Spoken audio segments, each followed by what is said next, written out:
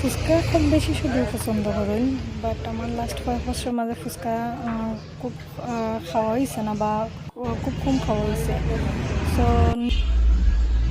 Moulvibazar spicy ফুডওয়ালা open করে চিন্তা করলাম গিয়ে স্পাইসি ফুডওয়ালা তো ফুচকা খাইয়ে টেস্ট করি। আসসালামু আলাইকুম, welcome to Sylheti foodies blog. আজকে গেছিলাম সৈয়দ শাহ মুস্তাফা কলেজের সামনে newly open spicy Foodwala Bombay spicy fuchka try করাত। আমার কাছে স্পাইসি ফুডওয়ালার বোম্বে স্পাইসি ফুচকা তেমন কোনো ডিফারেন্স লাগছে না, বিকজ অফ কোনো টেস্ট পাইছি না। আমি আলু খেয়েছি আর স্পাইস দেখা একটা স্পাইসটা লাগছে, টেস্ট আর কিছু লাগছে না। আমরা যদি কম্পেয়ার করি তাহলে নর্মাল ফুচকা হলাম আমার ফুচকা অনেকই টেস্টি থাকে, ইভেন প্রাইসটাও রিজনেবল থাকে।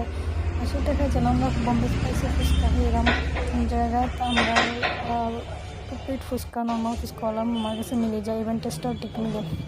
বাট স্পাইসি ফুডওয়ালার বোম্বে স্পাইসি ফুচকাটার প্রাইসটা একটু বেশি আছে।